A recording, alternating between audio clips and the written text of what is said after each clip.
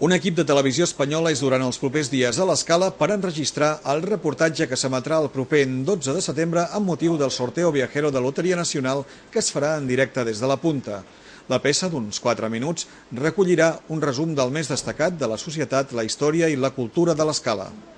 Bueno, hemos venido a la Escala para hacer un reportaje de entre 3 o 4 minutos que era incluido dentro del programa de Lotería Nacional para el sorteo que se celebra el día 12 aquí en la Escala.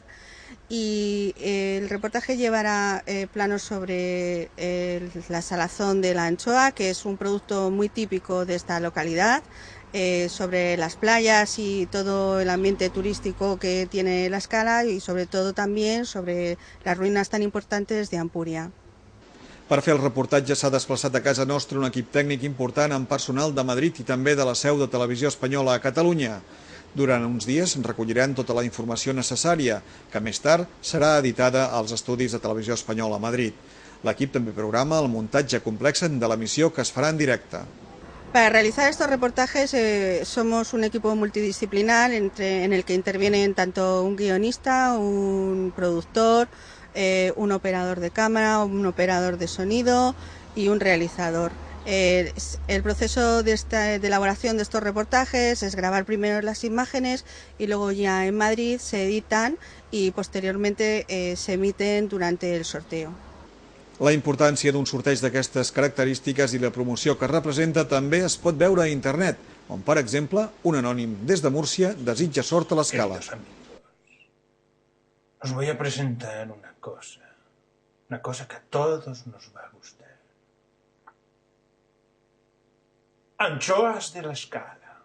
¿Qué es la Escala? Un pueblo encantador, maravilloso, y donde la suerte está. Queridos amigos, yo soy una persona famosa. Y como tal, y gracias a una administración de lotería del pueblo de las Anchoas, vamos a presentar el sorteo viajero de la Escala. Me encanta el sorteo. Me va a tocar la lotería. Pero os digo una cosa. Estaré allí con vosotros. Con todos vosotros. ¿Sabéis qué? Cantando. Viaje con nosotros, todos juntos. Vamos a cantar en el sorteo viajero de la Escala. Con anchoas. Félix, ¿dónde estás, Félix? Dime algo, Félix.